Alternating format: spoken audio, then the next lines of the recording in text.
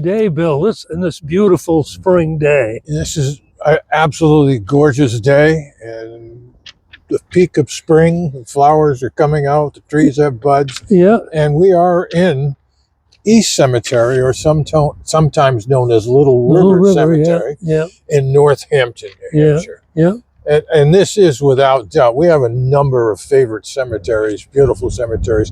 This has got to be in the top 10, I would say. You should see this in the fall. Yes, in the fall. Or even in the summer. Absolutely. But today now with the budding trees, it's very, very pretty. And it's home, or the final resting place, of several notable people. Over here a little bit behind the camera is a Governor Alvin T. Fuller, who many people on the seacoast in Hampton will remember or know of the Fuller residence. Yeah.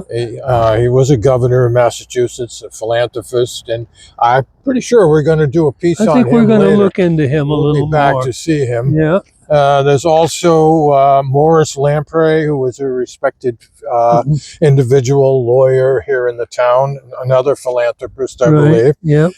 Lillian Rogers, who I don't really know a lot, but she's a poet. Yeah. And when we looked into her a little bit, there was a piece on her most notable poem, and we recognized her right away. We did. So, and I think we might just take a quick look at her grave and read that poem.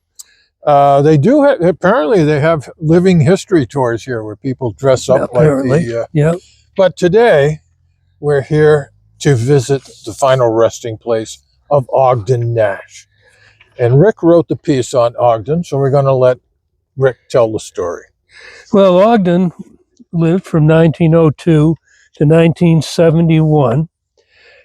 He was he was recognized at his time for light verse. Really, I guess, is as good a word as any. But he was so good at just taking something very simple and turning it into a rhyme that told a very interesting story sometimes. And in fact, New York Times called him the best known creator of humorous poetry during his lifetime. He loved wordplay, puns, rhymes. I mean, he must have been a very interesting person. One of those guys that everything that came out of his mouth, I don't know.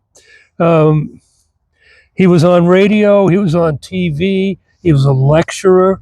He won the National Book Award for Old Dogs, An Old Dog Barks Backwards. Interesting. Yeah. They even had a commemorative stamp with his picture on it. He wrote screenplays for Hollywood. Mm-hmm. If you really want to have some fun with Ogden, go to YouTube and look him up. Some of his live, at that time, performances are on YouTube. And some of them are very funny. One of my favorites is Portrait of an Artist as a Prematurely Old Man. We're not prematurely old. But we've hit that part of the curve. But listening to him read it is really half the fun. It brings it to life, yeah. It really brings it to life. I mean, we can't do justice to it because he really knew how to talk about it. But starting in 1933, he started spending his time in the summer here in Northampton and loved it enough that he was buried here along with his wife and his manservant. Yes, very interesting. Yes.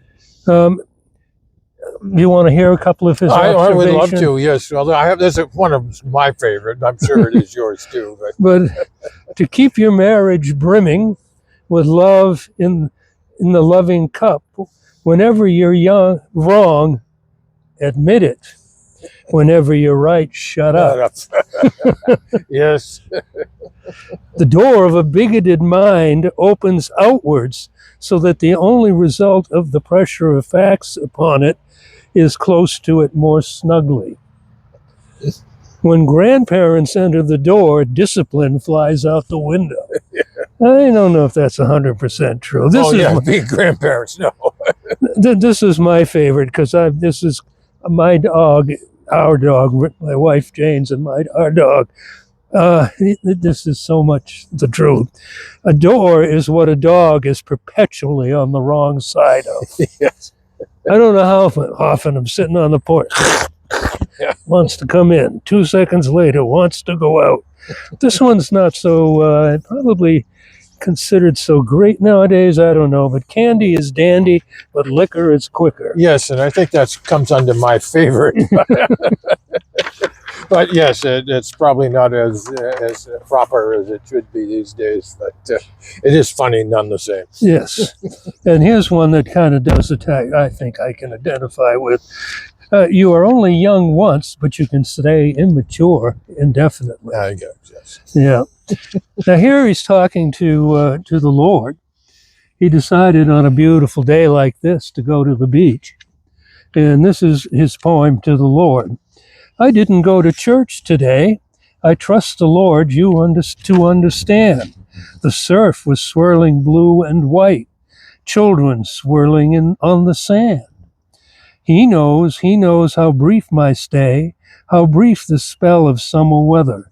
He knows when I'm said and done, we'll have plenty of time together. I would change that probably to the beach to fishing. There you go. All right. Well, Not the same sentiment, all the same. he also wrote kind of a couple of other things that were quite famous. He tried to look at the world through the eyes of an octopus, and that was called The Octopus. He also wrote a little bit of something about a word to husbands. I think that's probably where that thing about shut up came from. The cow, he tries to understand what it's like to be a cow. And people upstairs, if you've ever lived in an apartment building, you can kind of imagine what that could be about. And then the pig, on the fate of pigs in their role of providing food. But basically, he's somebody you should check out, and you can. Obviously, his books are available and his poems, and as I said, YouTube is a good place to check him out. Yep, absolutely. So Ogden, enjoy your poetry. There's also a sign out here about dogs. Yes. And it's written in the same kind of vernacular, so to speak, that Ogden would have written in. And I should have quoted it. I don't know if I can quote it exactly, but the essence of it is you can bring a dog here. Yes. And they just ask you to clean up after it. Yes, when you're done. There'll be a picture of that in the video, but we appreciate that because we're both dog lovers and owners, and usually we cannot bring our dogs with us because most cemeteries don't allow them. You kind of understand. And you do, understand. I think we're probably going to take you for a little tour. A little bit of a tour of the cemetery. Around the cemetery here before we get finished. Well, we're going to go visit Lillian anyway. Yeah, the beautiful church up here, we're going to make sure that shows up in the film. Yep. So Ogden, Mrs. Nash, the manservant, rest in peace. Yes. Good day to go to the beach. Yep. So maybe that's where we should be. Yes.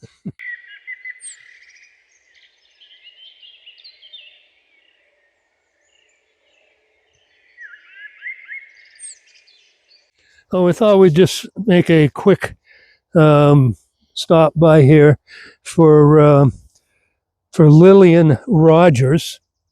On her grave, it says, "Perhaps my little poems will be my fragile immortality." I don't think Lillian had the same fame as Ogden Nash, but lived, I think, a very full life, as did her husband, who was also a well-known teacher.